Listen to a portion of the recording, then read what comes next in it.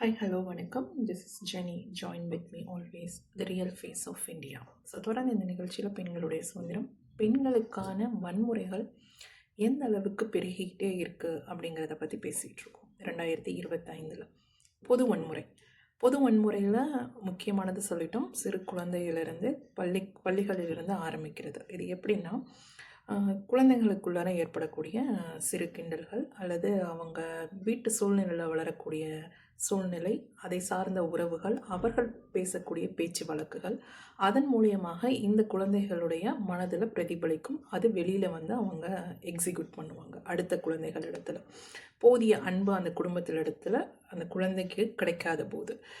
So இது இனவாரியாக, ஜாதி வாரியாக இன்றைய காலகட்டத்தில் எல்லா மக்களுமே பார்த்துக்கிட்டே வரோம். ஆனால் யாருமே அதற்கான ஒரு மாற்று நடவடிக்கைன்னா என்ன சொல்லுவோம் அப்படின்னா, இப்போ ஒரு தவறு தெரியாமல் செய்துவிட்டோம் அப்படின்னா உடனடியாக நம்ம என்ன பண்ணுவோம் அப்படின்னா, அடுத்தவர்களிடத்துல தெரியாமல் நடந்து விட்டது, என்னை மன்னித்து விடுங்கள் அப்படிங்கிற ஒரு நல்ல எண்ணத்தோடு கேட்பாங்க. ஆனால் இப்போ அப்படி கிடையாது. அந்த தவறு வேணுக்குனே செய்துட்டு நான் ஏன் கேட்கணும் அப்படிங்கிற எண்ணத்தில் சிறு குழந்தையிலிருந்து பெரியவர்கள் வரைக்கும் கடந்து செல்லக்கூடிய காலங்கள் இன்றைய காலகட்டம். அதனால தான் பெண்களுக்கு எதிரான அடக்குமுறைகள், வன்முறைகள் இன்னும் அதிகமாகிட்டே இருக்குது அப்படிங்கிறது தான் உண்மை.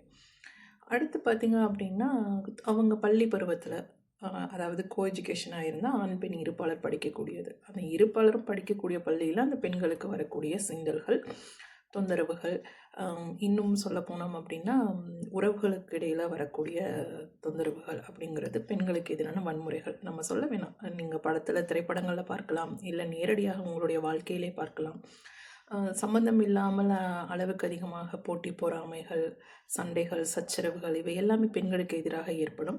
அடுத்து பார்த்திங்க அப்படின்னா, இதை சார்ந்து போலி செய்திகள் அதிகமாக உறவுகளுக்கு இடையில் வரும். கசகசப்புகள் அப்படிங்கிறது, கிசுகிசுகள் அதிகமாக வந்தால் கசகசப்பு அதிகமாகவே இருக்கும் அப்படிங்கிறது, கசப்புகள் அப்படிங்கிறது நம்ம சொல்லலாம் வாழ்க்கையில். இதுவும் பெண்களுக்கு இடையில் நடக்கக்கூடிய விஷயங்கள். அதாவது பெண்களுக்கு பெண்கள் பொறாமை. அதாவது என்ன காரணம் அப்படின்னா, ஒரு பெண்ணிற்கு ஒரு குடும்பம் அப்படிங்கிறது இறைவன் கொடுத்துருக்கான். தன்னுடைய குடும்பத்தை விட்டுட்டு அடுத்த குடும்பத்துக்குள்ளார நுழையும் போது என்ன ஆகுது அப்படின்னா, பெண்களுக்கு எதிரான வன்முறை அதிகமாகிட்டே போயிருக்கு. இதை ஆண் மக்களும் உணர்ந்து கொள்வது இல்லை. அடுத்து கல்லூரியில் படிக்கும்போது அந்த பெண்கள் ஆண் நண்பர்கள் அப்படிங்கிறத இப்போ தேர்ந்தெடுக்கக்கூடிய காலமாக இருக்குது. அந்த ஆண் நண்பர்கள் அவங்க வேணான்னு நினச்சாலுமே அவங்கள பின்னாடி தனியாகவே ஃபாலோ பண்ணுற ஒரு குரூப் இருக்குது. இந்த குரூப்லாம் பார்த்தீங்க அப்படின்னா, இப்போ லேட்டஸ்ட்டாக நீங்கள் அந்த நிறைய தமிழ் படங்களில் திரௌபதி அப்படிங்கிற மூவியில் ரொம்ப தெளிவாக காமிச்சிருப்பாங்க. அதாவது பணம் கொடுத்து ஒரு பெண்ணை பின்னாடி ஃபாலோ பண்ண சொல்லி அந்த பெண்ணினுடைய விவரங்களை எல்லாம் சேகரித்து, புகைப்படங்கள் எல்லாம் சேகரித்து, பின்னால் அதை வைத்து பணம் சம்பாதிக்கக்கூடிய குழுக்கள் இன்றைய காலகட்டம் தொடர்ந்து இருக்குது. எல்லா நாடுகளிலும் இருக்குது, எல்லா மாநிலங்களிலும் இருக்குது. அதற்கு ஒரு குழுவே இருக்குது அப்படிங்கிறது உண்மை. இதில் மாட்டிக்கொண்டு குழந்தைகள், பெண்கள், அதுவும் தனியாக இருக்கக்கூடிய பெண்கள், கல்லூரி பெண்கள், இவங்க எல்லாருமே என்னாகும் அப்படின்னா இந்த கும்பலில் மாட்டி அவங்களுடைய பெயரை கெட்ட பெயராக்கக்கூடிய நபர்கள் இன்றளவும் இருக்கிறார்கள். திரைப்படங்களில் காண்பிக்கிறது பொய் அல்ல. திரைப்படங்கள் வந்து இவர்களை சார்ந்து தான் அவர்கள் மூலியமாக வெளியில் வருகிறது அப்படிங்கிறத நம்ம அனைவரும் உணர்ந்து கொள்ளணும். ஸோ இது எல்லாமே பெண்களுக்கு எதிரான வன்முறைகள், அடக்குமுறைகள். இதற்கான சட்டம், தண்டனை அப்படிங்கிறது இந்திய நாட்டில் இருக்கா அப்படிங்கிறது கொஞ்சம் நம்ம சிந்திக்க வேண்டிய விஷயம். அப்படி இருந்திருந்தது அப்படின்னா திரைப்படம் எடுக்கிறவங்களும் ரொம்ப பயப்படுவாங்க. அடுத்து ஒரு வேலையில் இருக்கும்போது அதை பெண்ணுக்கு எதிராக செய்யக்கூடியவர்களும் ரொம்ப பயப்படுவாங்க.